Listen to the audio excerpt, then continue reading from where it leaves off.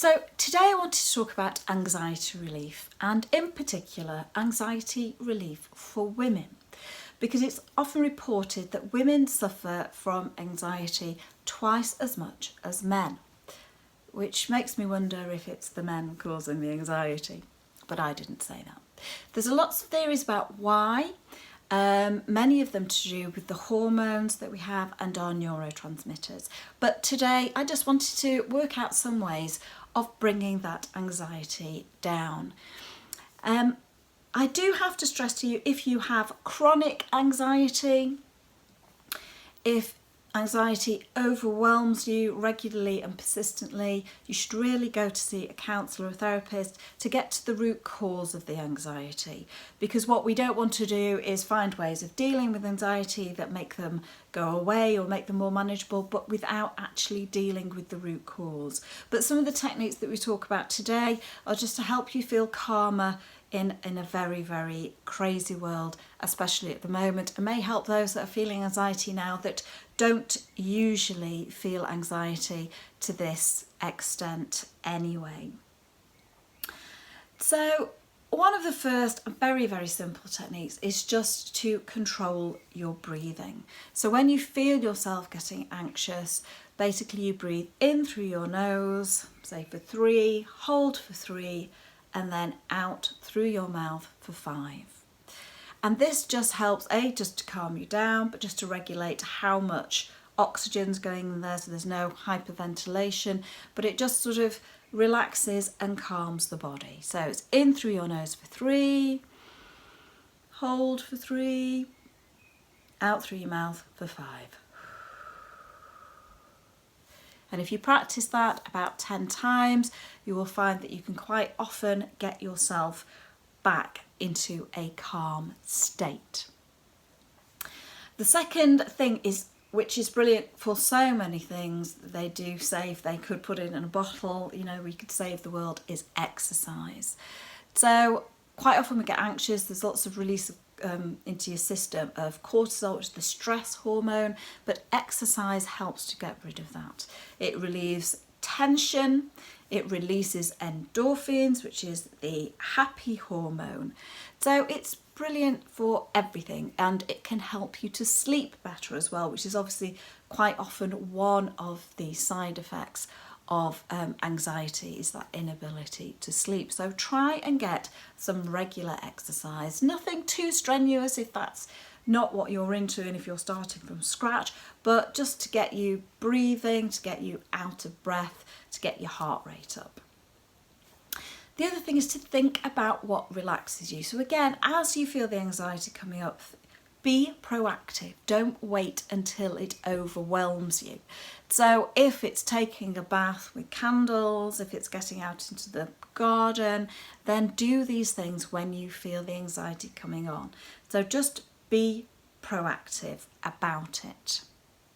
Body scanning is also very, very useful. So we all hold our stress and our anxiety in different places. So when you are feeling anxious, you can scan your body from the bottom, so from your toes up, and just think, how does my body feel?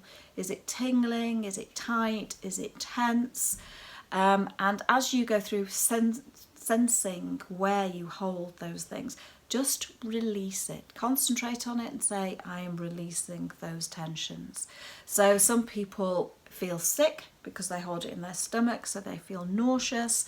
Some people feel it tense in their shoulders, or other places that they tend to hold it. So relax your shoulders, relax your muscles. Some people feel butterflies, concentrate on those and just release them, and just basically whatever happens to you, it might be a quickening of the heart rate, then just relax those things. One of the most useful things that you can do is to confront your negative thoughts. So when you are beginning to feel anxious, what is it that is running through your mind? And quite often these are quite difficult to locate, those thoughts, and quite often they're also quite easy. So whatever that thought is, just identify it. And then ask yourself, is this thought true? Is this really what's going to happen? And have a think about that. What evidence is there that your thought is based in reality? And what evidence is there that your thought isn't based in reality? Because once you sow that little seed of doubt, you can begin to rock the foundations of that negative thought. So quite often people find this very helpful to keep a journal. So a journal of your thoughts.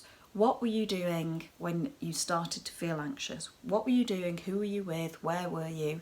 Record those things and the thoughts that were going through your mind at the time. And once you've done this for a couple of weeks, maybe you may see the trigger for those anxious thoughts, but you'll also be able to pinpoint the danger zones and decide in advance what it is you're going to do about them. But quite often, the most useful way, again, as we're saying, rather than finding strategies of controlling it all the time, is to confront the thought itself. So once you've identified that thought, you can go and confront it. Positive affirmations. Love them or hate them, they are useful. And if only because if you're thinking something positive, you are displacing a negative thought about yourself. So that's one reason. But the more times you say it to yourself, the more your mind begins to accept what you are saying is true. So it may be things like, this too will pass, or I can get through this. This is just a bit of anxiety. And anything that you can say to yourself that will neutralise the negative thought that you're having will help you to get through that point and may just rock the foundations again of those thoughts. So positive affirmations, but make them real, make them something you can believe in if you're a little bit skeptical about affirmations. Happy music. Now, I love music and use it for many, many things. Dance therapy is amazing, just dancing away your troubles, I suppose, but just the movement again, so you're doing exercise and you're listening to happy music. But quite often when we're sad, it's comforting to listen to sad music, lyrics that resonate with how we are feeling.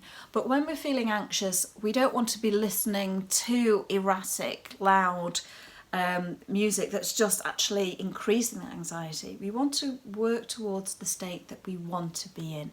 So if you want to be relaxed, you can listen to relaxing music. But if you want to be happy, listen to some happy, upbeat music so you can get to where you want to be quicker and aid that journey.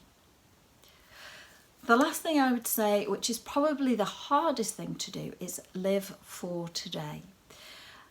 Enjoy the moment. There will always be something happening in your life that is positive. Be it listening to the birds singing, or somebody smiling at you, or knowing that you are safe and warm, or have a roof over your head. Look for the positives that you have in your day right now, and that will help you also just to get some perspective if you can. And do remember that there is such a thing as normal anxiety, and we actually need it. It's a motivator. You know, it's normal to be anxious before a driving test, before an exam, before a tricky confrontation. Those things are normal. So don't think that every time you feel anxious, it's a bad thing. Some of these things just help to motivate you. They help you to concentrate. They help you to focus. I hope that has helped you. I'm Audrey Marie, counsellor and coach, and if you have any concerns or questions, then please just contact me. Join my group, Midlife Movers and Shakers, and we can discuss lots more topics like these. In the meantime, keep safe.